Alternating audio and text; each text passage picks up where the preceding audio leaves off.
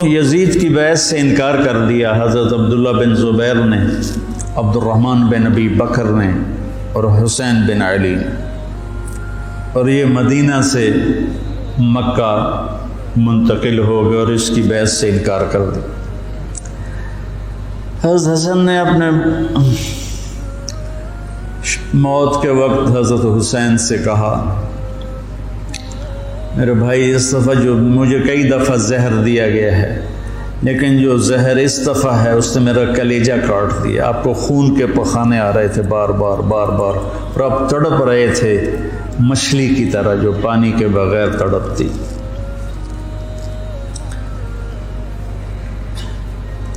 پھر کہنے لگے میرے بھائی میں نے خوب دیکھ لیا ہے،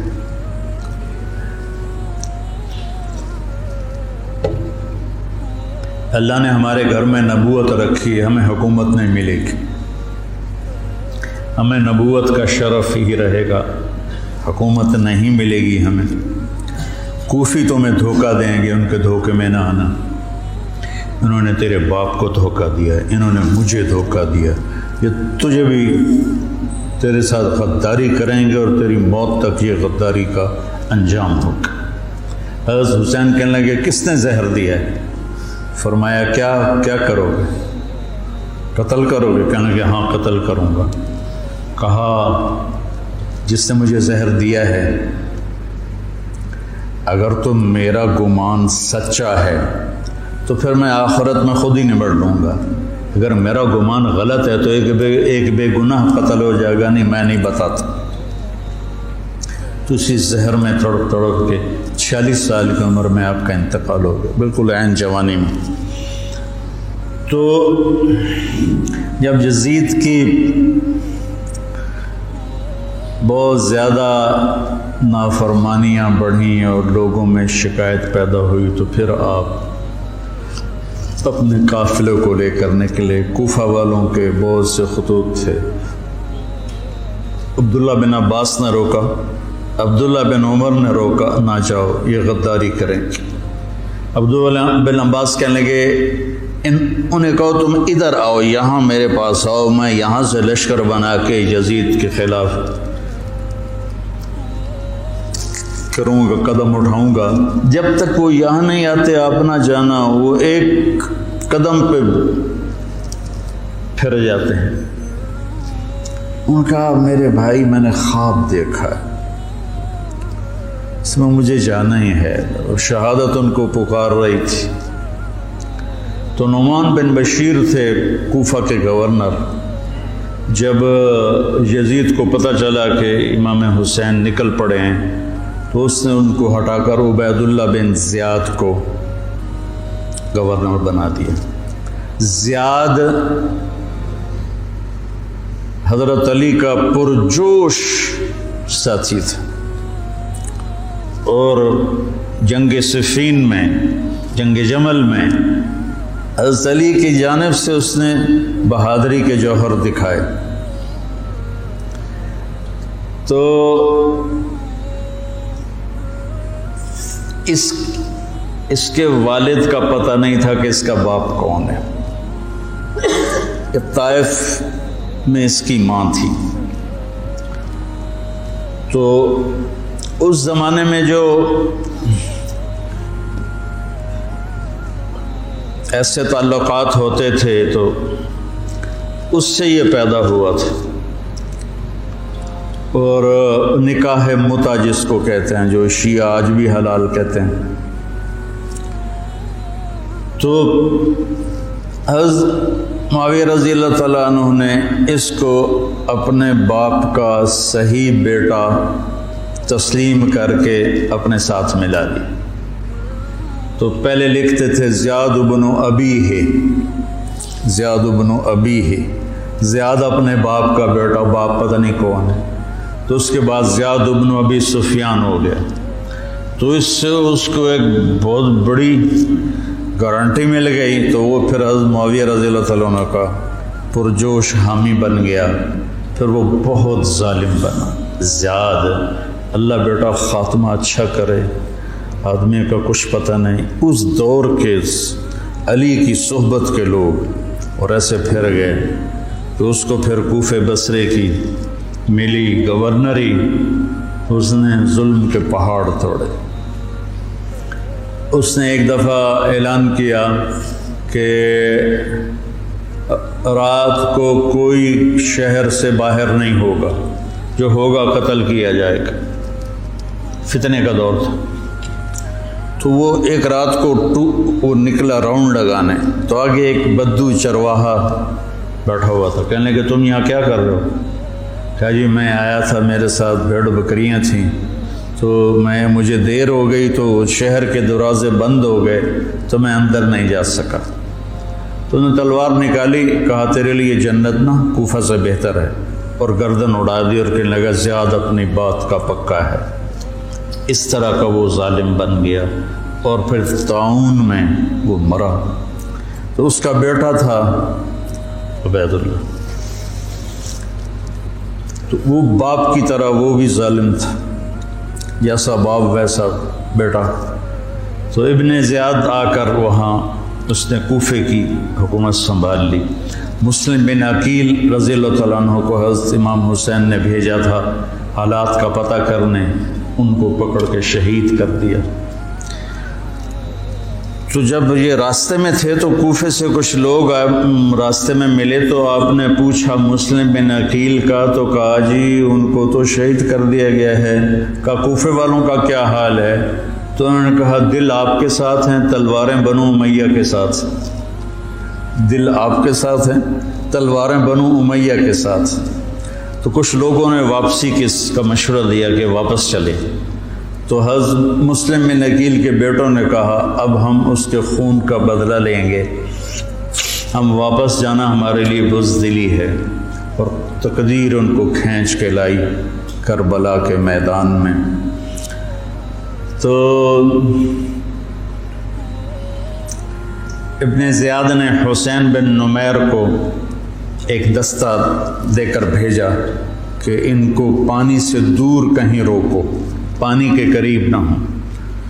تو اس نے حر بن یزید کو 1000 کا دستہ دے کر کربلا کے میدان میں بھیجا، اور ان کے آنے سے پہلے دریائے فرات کے کنارے کو قابو کر لیا۔ اور آل رسول پہ پانی بند کر دیا جائے، یار کمال کی بات۔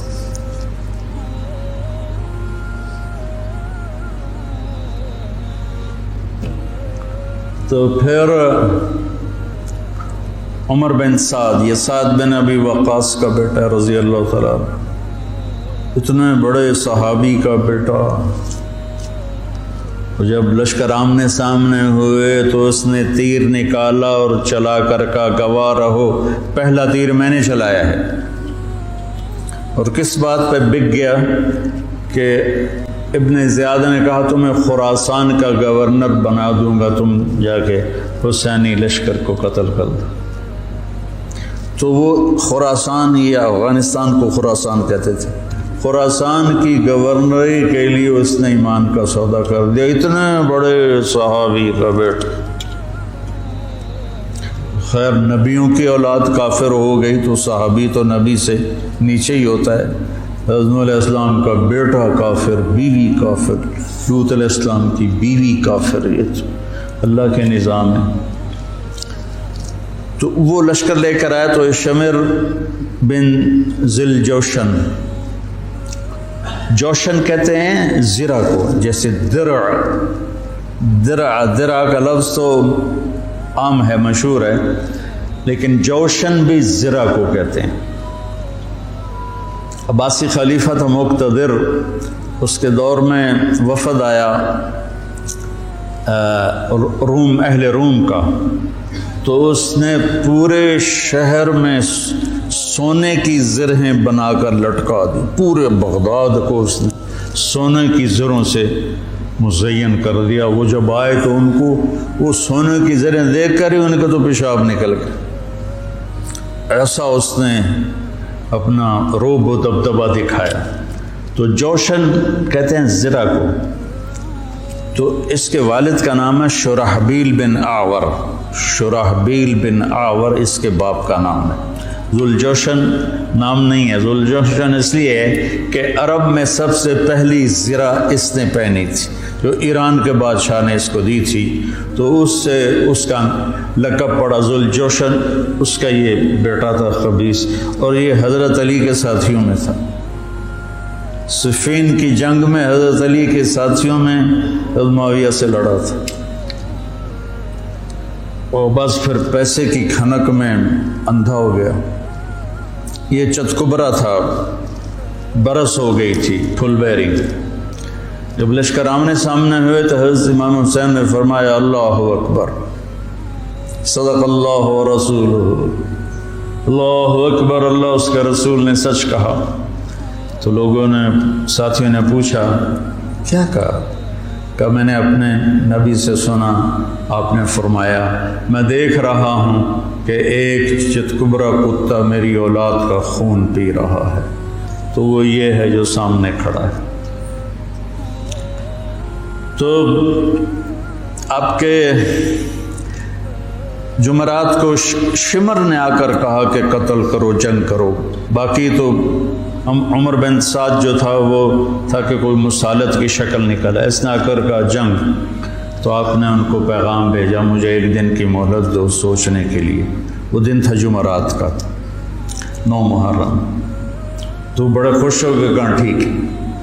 تو رات کو آپ نے قافلے کو جمع کر کے فرمایا کہ دیکھو انہیں صرف میری طلب ہے، تم میں سے کسی کے ساتھ ان کی دشمنی نہیں ہے، تم مجھے چھوڑ کے چلے جاؤ، میں اپنے آپ کو موت کے لیے پیش کر دوں گا، تم کیوں مرتے ہو میرے لیے؟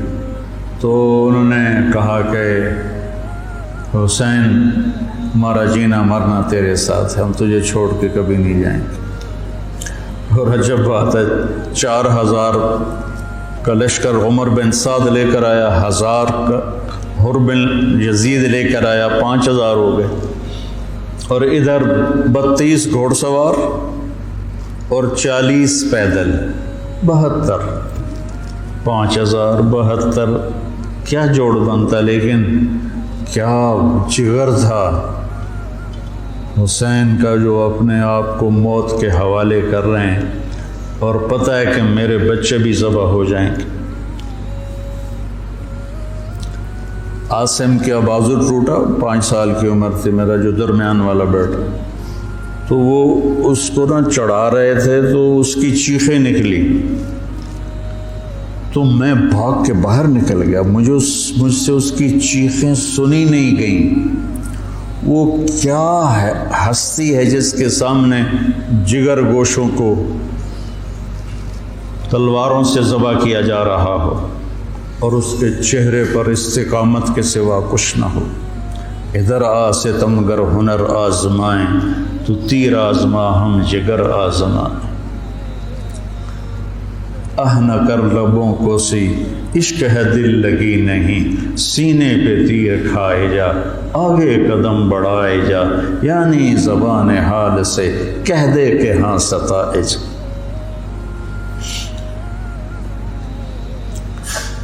تو آپ نے رائٹ سائڈ پہ زہیر بن قین کو کھڑا کیا اور لیفٹ پر حبیب بن مظاہر کو، درمیان میں عباس بن علی کو، جو آپ کے بھائی ہیں۔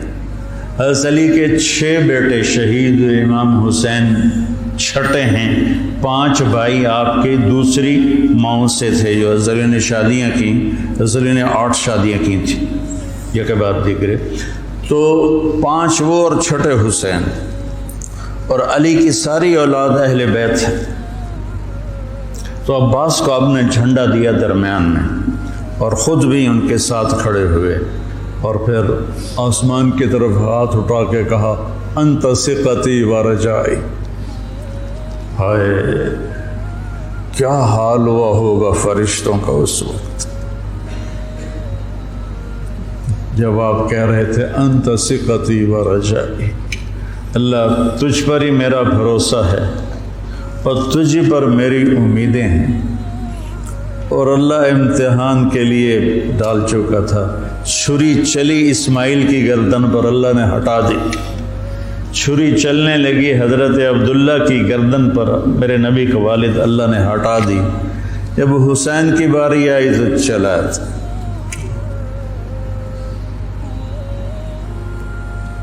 اب تصور کرو کہ اوپر سورج، پانی بند تھا، خبیثوں نے پانی بند کر دیا، بچوں کے رونے کی آوازیں آ رہی ہیں پیاس کی وجہ سے، اور ان کے دل نرم نہیں ہو رہے۔ پھر آپ نے حضرت عباس بن علی کے ساتھ ایک دستہ بھیجا، جنہوں نے لڑ بھڑ کے کوئی 30 کے 32 مشکیزیں پانی کے بھر کے لے کر آئے، لیکن وہ کتنی دیر چلنا تھا؟ پیاس سے زبانیں بچوں کی بھی نکلی ہوئی ہیں، اور حسینی لشکر پیاسا لڑ رہا ہے۔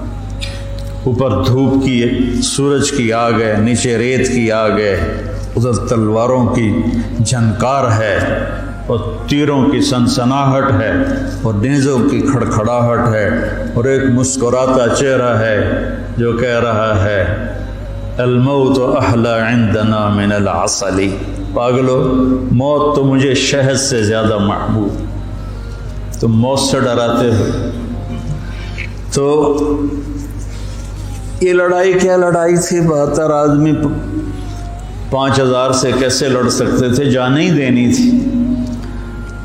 تو انہوں نے پہلے ان کے گھوڑوں کو بیکار کر دیا، گھوڑوں کو، شمر نے کہا ان کے گھوڑوں کو مارو پہلے۔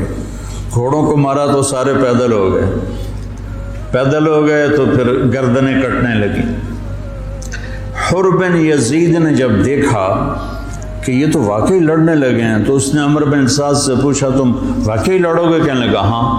کہنے لگا اچھا میں گھوڑے کو پانی پلا کے آتا ہوں جنگ شروع ہونے سے پہلے، اور گھوڑے کی لگام اٹھائی پانی پلانے کے بہانے، اور آ کر حضرت حسین کے قدموں میں گر گیا کہ مجھے نہیں پتا تھا یہ بدبخت آپ کی جان لے لیں گے، میں معافی چاہتا ہوں، میں اپنی جان کا نذرانہ آپ کے قدموں میں پیش کروں گا۔ ان کا بیٹا بھی ساتھ آ گیا، باپ بیٹا دونوں شہید ہوئے، اور وہ حضرت امام حسین کے ساتھ مل گیا۔ 1831 میں سید احمد شہید رحمۃ اللہ علیہ بالا کوٹ کے مقام پر شیر سنگھ سکھ جرنیل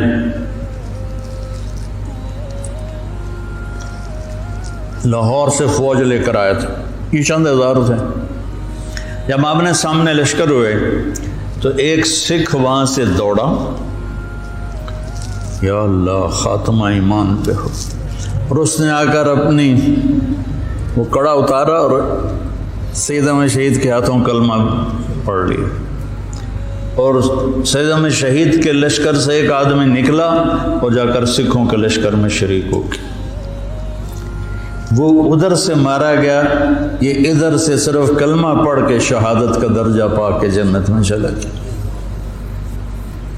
اللہ برے خاتمہ سے بچائے، اللہ بری موت سے بچائے۔ اللہ نے ایمان دیا ہے، ایمان پر ہی موت آئے۔ تو ایک ایک کر کے جب سارے شہید ہو گئے تو پیچھے اہل بیت رہ گئے۔ تو پھر علی اکبر آپ کے بیٹے نے کہا ابا جان میں آپ کو مرتے دیکھ نہیں سکتا، میں چاہتا ہوں میں آپ سے پہلے مر جاؤں، میں آپ کو نہیں دیکھ سکتا مرتا ہو۔ تو انہوں نے اجازت دی، تو شیر کی طرح انہوں نے حملہ کیا، چاروں طرف نرغے میں آئے اور ذبح ہو گئے۔ تو پھر ان کے بیٹے ابو بکر بن حسین وہ شہید ہوئے۔ پھر قاسم بن حسن حسینی قافلے میں سب سے خوبصورت جوان تھے، پھر وہ آگے بڑھے، حضرت حسن کے 4 بیٹے شہید ہوئے۔ تو جب ان پر تلوار پڑی تو انہوں نے کہا یا عمّا، آئے چچا۔ تو حسین رضی اللہ تعالیٰ عنہ زخمی تنہم داغ داغ شد، سارا بدن خون تھا۔ آپ نے آگے بڑھ کے قاتل پر وار کیا، اس کا ایک ہاتھ کاٹ دیا۔ پھر ان کے سرانے کھڑے ہو کر ایک عجب بات کہی کہ میرے بھتیجے آج تیرا چچا بڑا بے بس، یہ کیا جواب دیں گے اللہ کے نبی کو قیامت کے دن کہ انہوں نے ان کی اولاد کو ہی ذبح کر دی؟ تو ان کی لاش کو اٹھایا اور پیچھے جا کے رکھ دیا۔ اس طرح ایک ایک کر کے مسلم بن عقیل کے عبد الرحمن عبداللہ شہید ہوئے، حضرت عبداللہ بن جعفر کے عون اور محمد شہید ہوئے، حضرت حسن کے ابو بکر عبداللہ اور قاسم شہید ہوئے، عثمان شہید ہوئے، آپ کے اپنے بیٹے حضرت علی کے عبداللہ، محمد، عثمان، جعفر، عباس، حسین 6 شہید ہوئے۔ اور پھر جب آخر میں آپ رہ گئے تو آپ نے اپنے چھوٹے بیٹے عبداللہ کو بلایا۔ آپ زخمی ہو چکے تھے، بہت پہلے قتل کیے جا سکتے تھے لیکن ہر کوئی ڈائریکٹ وار کرنے سے ڈر رہا تھا، تو آپ نے عبداللہ کو بلایا۔ 2 سال ان کی عمر تھی، ان کو لے کے گود میں بٹھایا، کیونکہ خیال تھا کہ یہ ظالم بچے کو تو معاف کر دیں گے، لیکن ایک ابن الموقد تھا کوفے کا، اس نے تاک کے تیر مارا۔ تیر خطا بھی ہو سکتا تھا لیکن تقدیر کا امتحان ابھی باقی تھا، تو تیر سیدھا اس بچے کے گلے میں آیا۔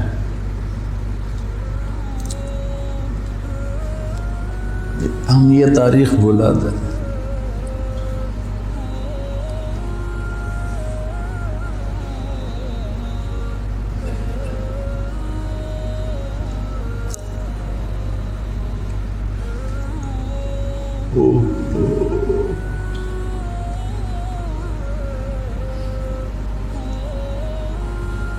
جب عبداللہ کی گردن ڈھلکی، اس وقت حضرت حسین اپنے بیٹے کا خون جو ابل رہا تھا وہ ایسے ہاتھوں میں لے لی اور یوں آسمان کی طرف اٹھا۔ کیا حال ہوا ہوگا اس وقت زمین آسمان کی مخلوق، آسمان کے فرشتوں کا۔ اے اللہ، تو مجھ سے راضی ہے تو میں تجھ سے راضی ہوں، لیکن ان سے انتقام تو ہی لینا، انہوں نے تیرے نبی کی اولاد کو ذبح کر دی۔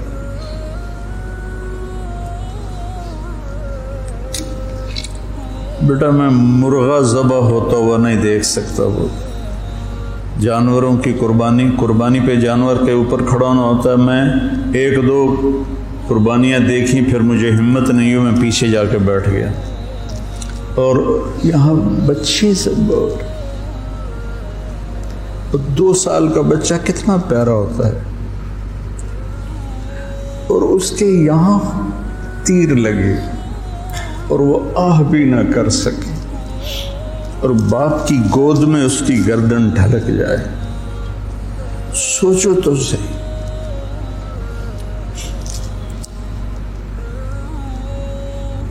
میں اہل بیت کا مراسی، میں 2001 سے روزہ اقدس پہ جاتا تھا اور آپ کا پورا نسب نامہ پڑھ کے آپ کو سلام پیش کرتا تھا۔ یہ ہمارے مراسی آتے ہیں تو میرے باپ دادے پردادے کے نام لے کر کہتے ہیں، جھوٹے سچے ان کی تعریفیں کرتے ہیں۔ تو میں کہتا یا رسول اللہ، ہمارے مراسی ہماری جھوٹی تعریفیں کرتے ہیں، پر آپ تو سچے، ہماری تعریف سے بھی اوپر۔ مجھے اپنا مراسی بنا رہے، میں آپ کا مراسی بننا چاہتا ہوں۔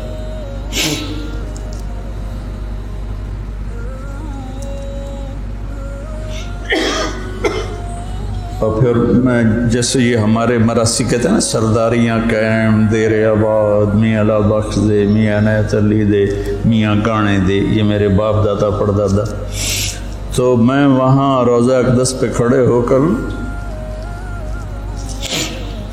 میں وہاں ایسے تو نہیں کر سکتا تھا، سپاہی کھڑے ہوتے تھے، لیکن ہاتھ باندھے ہوئے میں تصور میں ہاتھ کھڑے کر رہا ہوتا تھا۔ دیر آباد محمد مصطفیٰ دے، دیر آباد علی دے جعفر دے، دیر آباد حسن دے حسین دے۔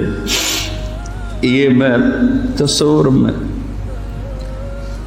جب سے جا رہا ہوں، میں نے سن 2000 میں نے نسب یاد کیا تھا اور اللہ نے میرے ذہن میں یہ ڈالا، تو 3 سال پہلے ہارون آباد گیا تھا، تو مغرب کے بعد بیان تھا، تو میں بیٹھا تھا نماز کے انتظار میں، ایک شخص ہے حیدر شاہ ان کا نام تھا، کہنے لگے جی اچھا، اور ہمارے مراسیوں میں ایک مراسی ہے اس کا نام ہے صدیق، وہ بہت مسکین شکل ہے، اس کو دیکھتے ہی ترس آ جاتا، تو میں کہتا تھا یا رسول اللہ مجھے اپنا صدیق مراسی بنا، میرے پاس علم کوئی نہیں، میرے پاس تقویٰ کوئی نہیں، کچھ بھی نہیں ہے، میں آپ سے آپ کے خاندان سے پیار کرتا ہوں اور میں آپ کا مراسی بننا چاہتا ہوں اور مجھے اپنا آپ صدیق مراسی بنا لیں۔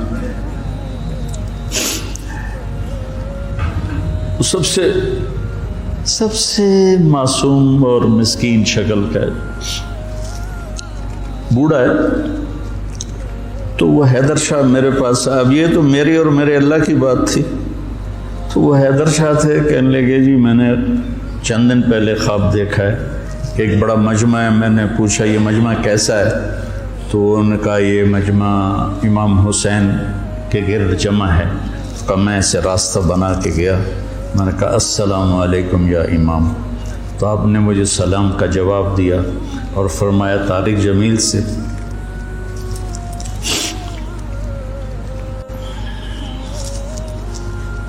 طارق جمیل کو ہمارا پیغام دو کہ ہم نے اسے اپنا صدیق مراسی بنا لیا۔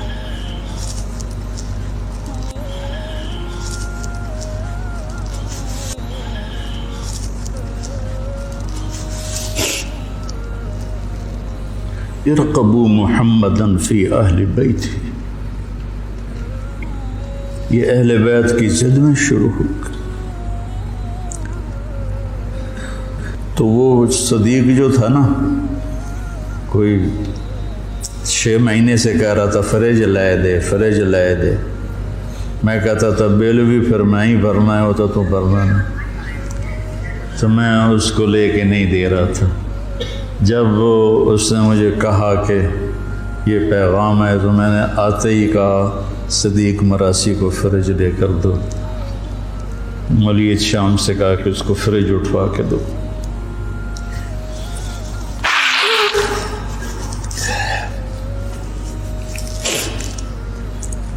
اکیلی جان رہ گئی اور ایسے بے بس، کہاں سے الفاظ لاؤں، دکھ کے، درد کے، غم کے، نوحے مرثیے کہاں پہنچتے ہیں غم حسین کو، جس کو میرے نبی نے سینے سے لگایا، کندھے پہ بٹھایا، سر سے لے کر پاؤں تک اس کے پورے بدن کو بوسے دیے، وہ تیروں سے چھلنی ہے، نیزوں سے چھلنی ہے، تو شمر خبیث نے کہا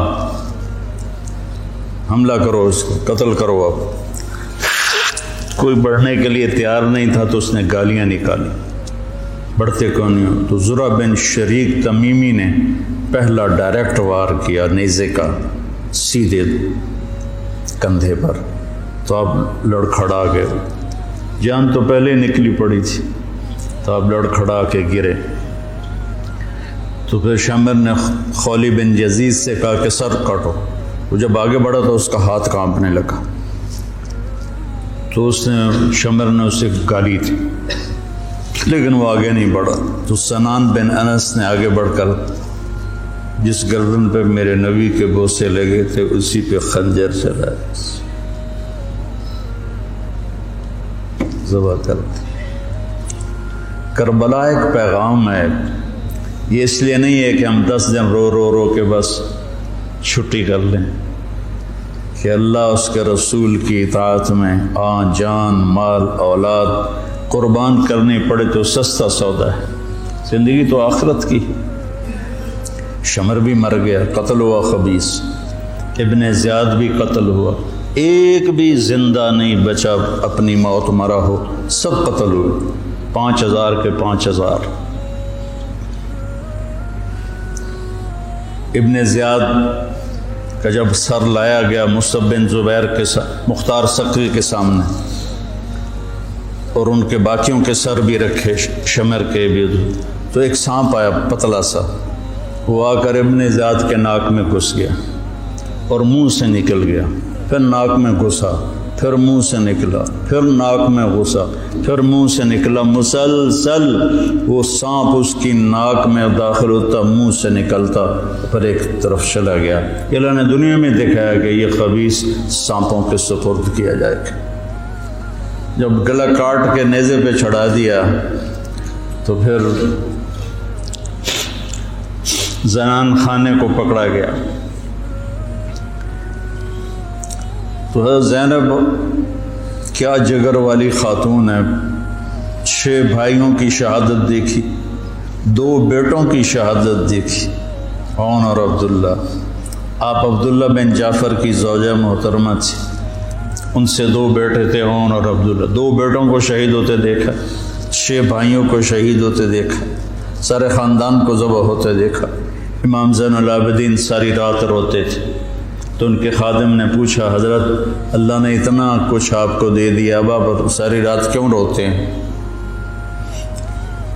کہنے لگے، میرے بھائی یعقوب علیہ السلام کا ایک بچہ گم ہوا تھا، یوسف، اور وہ بھی مل گیا تھا، تو اس کے لیے 40 سال وہ روتے روتے آنکھیں گنوا بیٹھے۔ میں نے تو اپنے سارے خاندان کو اپنے سامنے ذبح ہوتے دیکھا، خاندان بھی خاندان نبوت، اور یہاں یزید کا دفاع کیا جا رہا ہے۔ لعنت تو ایسے لوگوں پر۔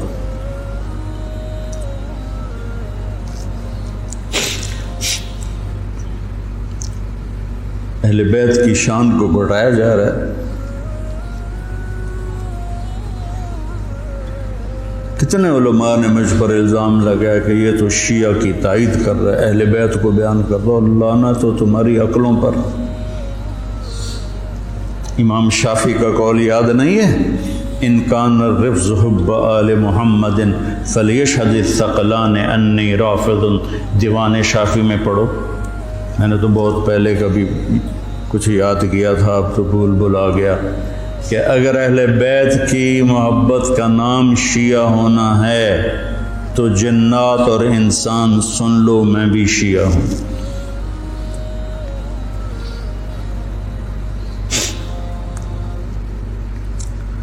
تو جب سر کاٹ کے نیزوں پہ چڑھ گئے اور زینب اور ان کو لے جانے کی، تو آپ نے پیچھے مڑ کے دیکھا تو لاشیں پڑے ہوئے تھے، سر نیزوں پہ چڑھے ہوئے تھے، چھوٹا سا معصوم عبداللہ کا سر بھی نیزے پہ چڑھا ہوا تھا۔ تو انہوں نے کہا، وا محمد وا محمد صلی علیک الالہ و ملک السماء۔ ہائے محمد، ہائے محمد، آپ پر اللہ کا درود و سلام ہو، زمین آسمان کے بادشاہ کا درود و سلام ہو۔ ھذا حسین بالعراء مزمل مقطع الاضحى۔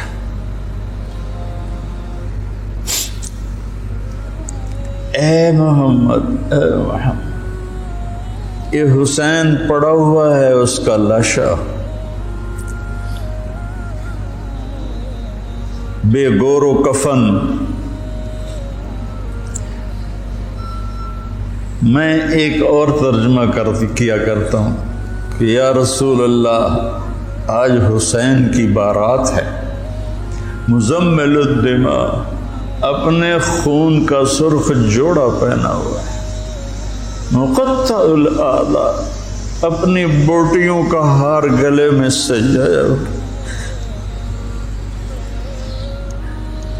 بناتوں کا سبایا، آپ کی بیٹیاں قید ہو گئیں، وذریتوں کا مقتلہ، آپ کی نسل ذبح کر دی گئی، تصفی علیہ الرعاہ، کوفیوں نے کفن نہیں دینے دیا تھا، تو کہنے لگی انہیں کفن نہیں دیا گیا تو ہوا کو غیرت آئی، ہائے، اس نے خاک کو اڑایا اور خاک کا کفن پہنا دی۔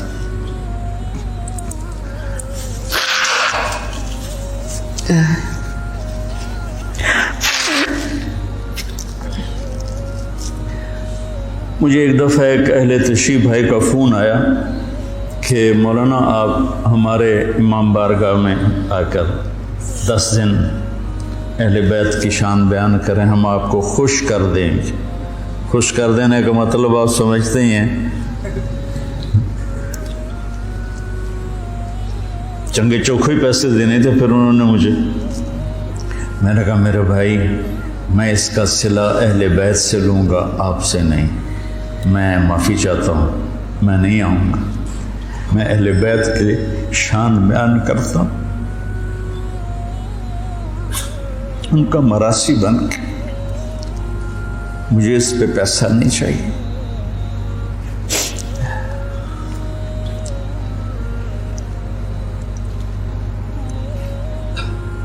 فرزدق نے زین العابدین رضی اللہ عنہ کی شان میں قصیدہ لکھا، تو اس پر ہشام نے اس کو قید کر دیا عثمان میں، تو انہوں نے قید میں اس کو 10,000 درہم بھیجے۔ تو فرزدق کوئی اچھا مسلمان نہیں تھا، لیکن وہ دیکھ کر رونے لگا، کہنے لگا ساری زندگی بادشاہوں کی تعریف کی ہے پیسے کے لیے، آپ کی تعریف میں نے پیسے کے لیے نہیں کی، اللہ اس کے رسول کی رضا کے لیے کی ہے، میں نہیں لیتا، واپس کر دی۔ تو زین العابدین نے پھر دوبارہ بھیجی اور کہا اہل بیت کے گھر سے جب کوئی چیز نکل جاتی ہے تو واپس نہیں جاتی، تم قبول کر لو، تمہاری نیت کا اجر بھی تمہیں مل گیا۔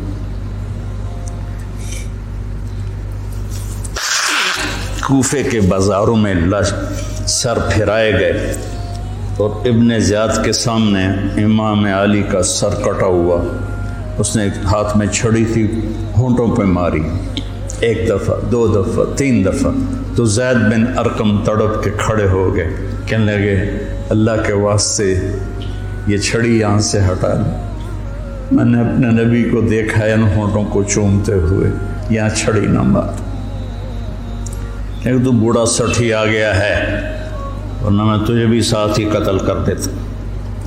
پھر وہ سر شام بھیجا جا رہا ہے اور یزید کے سامنے رکھا جا رہا ہے، پھر وہ چھڑی مار رہا ہے۔ ابو برزہ اسلمی کھڑے ہو کر کہتے ہیں چھڑی نہ مارو ان ہونٹوں کو، میں نے نبی کو ہونٹوں کے ساتھ لگتے ہوئے دیکھا۔ یہ تو حال کیا ہے اہل بیت کے ساتھ۔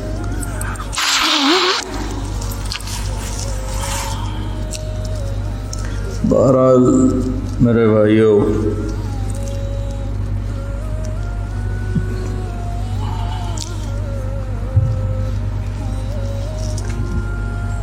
اہل بیت آپ نے فرمایا اذکرکم اللہ فی اہل بیتی، اذکرکم اللہ فی اہل بیتی، اذکرکم اللہ فی اہل بیتی، میں تمہیں اہل بیت کے بارے میں ڈراتا ہوں، اپنے اہل بیت کے بارے میں اللہ سے ڈراتا ہوں، اپنے اہل بیت کے بارے میں تمہیں اللہ سے ڈراتا ہوں۔ غدیر خم پر آپ نے یہ خطبہ دیا۔ برادہ اسلمی آیا اور حضرت علی کی شکایت کرنے لگے، تو آپ نے منہ پھیر لی، پھر شکایت کی تو آپ نے کہا برادہ کیا تجھے یہ پسند ہے کہ جس سے میں پیار کروں تو بھی اس سے پیار کرے؟ کہا جی بالکل، تو کہا پھر میں علی سے پیار کرتا ہوں۔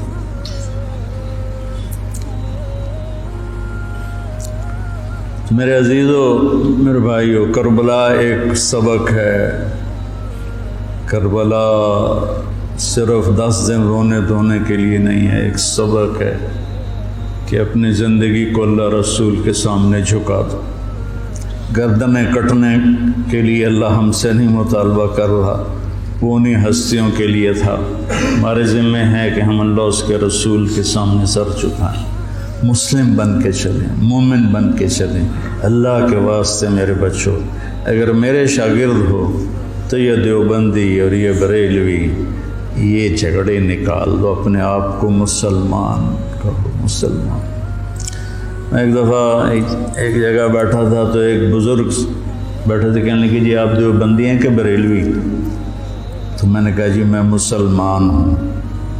وہ مجھے ایسے دیکھنے لگا، وہ کہنے لگا میری 60 برس 70 برس عمر ہے، میں نے آج تک کسی کو یہ کہتے ہوئے نہیں سنا، تو میں تمہیں مسلمان دیکھنا چاہتا ہوں، میں تمہیں دیوبندیت سے نکالنا چاہتا ہوں، مسلم بنو، مسلمان بنو۔ ہم امام ابو حنیفہ کے فتوے پر چلتے ہیں، ان کے فتاوی کی جو تشریح اہل دیوبند نے کی ہے ہم اس کو زیادہ صحیح سمجھتے ہیں، باقیوں کو عزت دیتے ہیں، احترام کرتے ہیں، ہمارے سینے کھلے ہوئے سب کے لیے، ہم ہی حق پر ہیں اور ہم ہی جنتی ہیں، یہ عجب تمہارے اندر سے نکالنا چاہتا ہوں۔ کریم بادشاہ ہے جس کو چاہے معاف کر دے، ہم ٹھیکیدار ہیں۔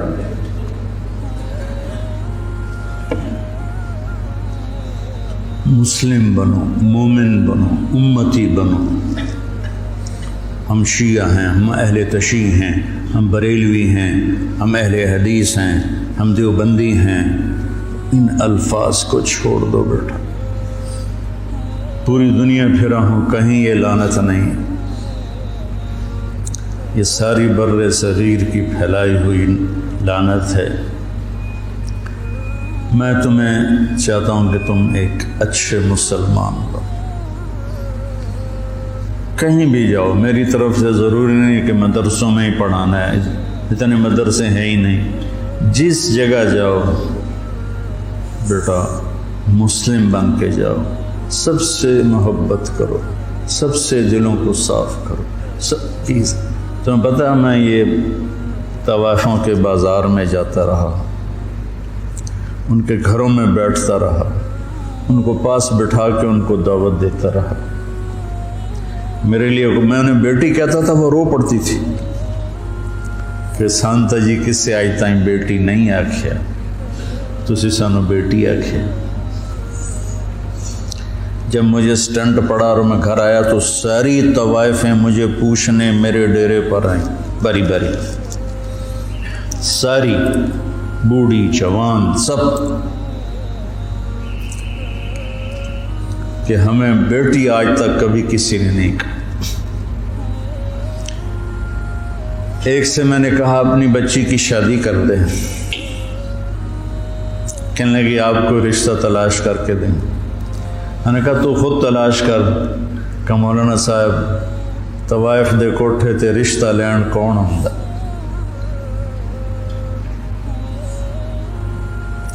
طوائف دے کوٹھے تے تب خریدار ہی آن،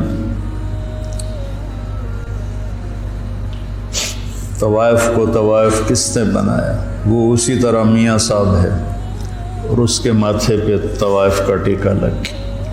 تو میں نے تو ان کے پاس جانے میں بھی کبھی یار محسوس نہیں کی۔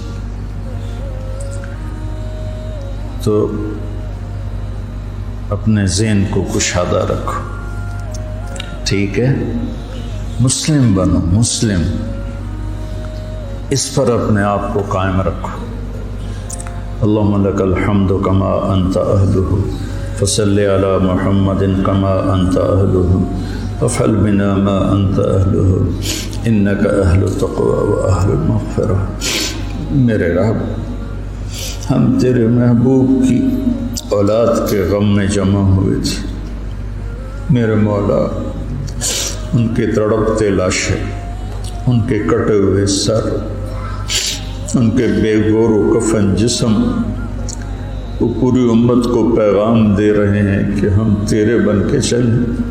یا اللہ ہم نے سب کچھ بھلا دیا، یا اللہ ہمیں معاف فرما دے، نفس و شیطان کے غلام بن گئے، یا اللہ تو ہمیں معاف فرما دے۔ یا اللہ جنہیں تو نے جنت کا سردار بنایا، جنہیں تو نے خوشخبریاں سنائی میرے نبی کہ علی تیرا گھر میرے گھر کے سامنے ہوگا، تو پھر جب علی کا گھر سامنے ہوگا تو حسن حسین فاطمہ بھی وہیں ہوں گے۔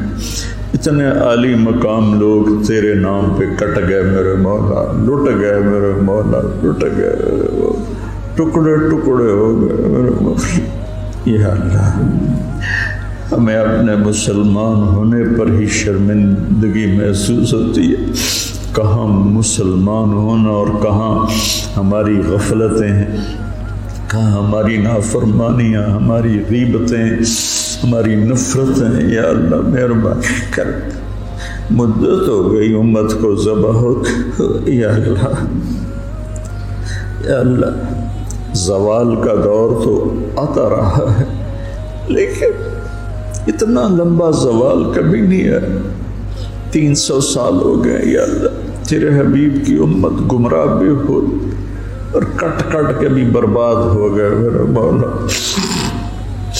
آج زمین خون سے سیراب ہے تو تیرے حبیب کی امت کا خون ہے، گھروں سے دھواں اٹھ رہا ہے تو تیرے حبیب کی امت کے گھر جلائے جا رہے ہیں، بچوں کی چیخیں آہو بکا ہے تو تیرے حبیب کی امت میں سے میرے مولا چور کے ہاتھ کٹنے پر تیرے نبی کے آنسو بہ نکلے تھے۔ یا اللہ آج پوری دھرتی پر تیرے حبیب کی امت ذبح ہو گئی، آ جانا میرے مولا، آ جانا، آ جا میرے رب، آ جا میرے مالک، تیرے آنے سے ہی ہم نکلیں گے ان اندھیروں سے، ان غفلتوں سے، ان ظلمتوں سے، ان ذلتوں سے۔ آج تیرے محبوب کی امت کے نوجوان دہریے ہو رہے ہیں میرے مولا، ہماری یونیورسٹیاں، ہمارے اسکول کالج ذبح خانے بن چکے ہیں میرے مولا، ہماری عزتیں تار تار ہیں، ہمارے دامن آلودہ ہیں میرے مالک۔ ہدایت تیرے ہی ہاتھ میں ہے، یہ مدرسے، یہ خانقاہیں، یہ تبلیغ، یہ تو سب کھلونے ہیں میرے مولا، تو ہدایت دے گا تو ملے گی، تیری طرف سے ارادہ ہوگا تو قوت، تو ارادہ فرما۔ اب تجھے آج حسین کے خون کا واسطہ دیتے، ان کی مظلومیت کا واسطہ دیتے، ان کی تڑپتی لاش کا ہم تجھے واسطہ دیتے، ان کے کٹے ہوئے سر کا تجھے، وہ معصوم گلاب جیسا چہرہ عبداللہ 2 سال کا، اللہ اس کے لیے اس کے معصوم کٹے ہوئے سر کا واسطہ دیتے، حضرت زینب کی آہو بکا کا واسطہ، کیسے انہوں نے میرے مولا تڑپ تڑپ کے تجھے پکارا۔ یا اللہ ہماری جھولی تو خالی، ہمارے پاس تجھے دینے کے لیے کچھ ہے نہیں، ریاکاریاں ہیں، دکھاوے ہیں، پتہ نہیں ہم کس کے لیے کر رہے ہیں۔ میرے مالک، میرے آقا، میرے مولا، تو ہدایت کا فیصلہ فرما،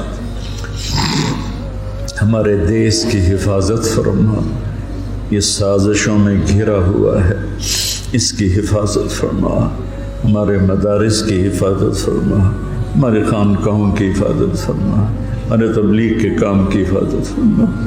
یہ چھوٹا سا میرا سرمایہ ہے، معصوم نوجوان بچے جو تیرے لیے گھر چھوڑ کے بیٹھے، یا اللہ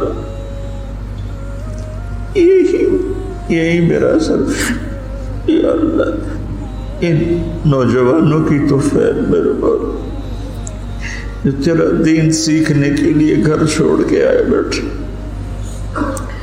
یا اللہ یہ میری زراعت ہے، یہ میری کھیتی ہے، یہ میری تجارت، یہ میری تجارت، یا اللہ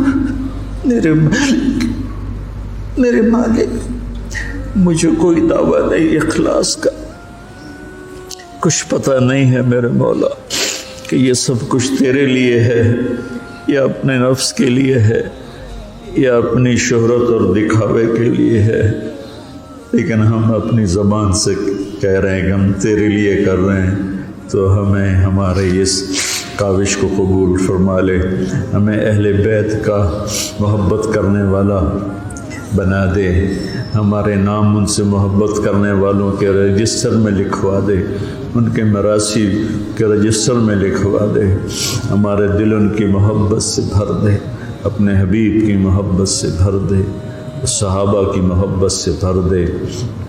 یا اللہ ان سارے بچوں کو ہدایت کا ذریعہ بنا، ان کو اہل علم بنا، اہل تقوی بنا۔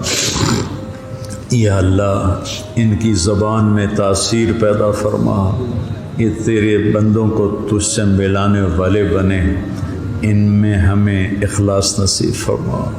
یا اللہ یہ ہمارا چھوٹا سا شہر ہے، آس پاس گاؤں ہیں، ان سب کو بہت ہی بھلائیاں نصیب فرما، شر اور فساد کو دور فرما، اور ہمیں امت بن کے چلنے کی توفیق نصیب فرما۔ وصلی اللہ تعالی علی النبی الکریم، آمین برحمتک۔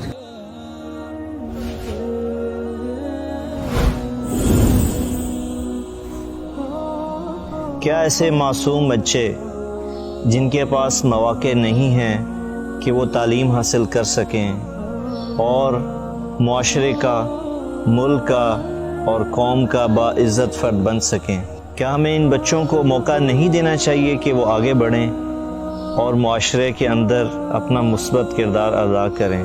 اگر ہم نے ان بچوں کو موقع نہ دیا تو یہ بچے اسی صبح و شام کے آنے جانے میں اپنا مقام کھو بیٹھیں گے۔ اسی لیے MTJ فاؤنڈیشن لا رہا ہے یتیم اور غریب بچوں کے لیے اسکالرشپ کا پروگرام۔ اب ہمارا بچہ پڑھے گا، آگے بڑھے گا اور انشاءاللہ سارے جہان کو منور کرے گا۔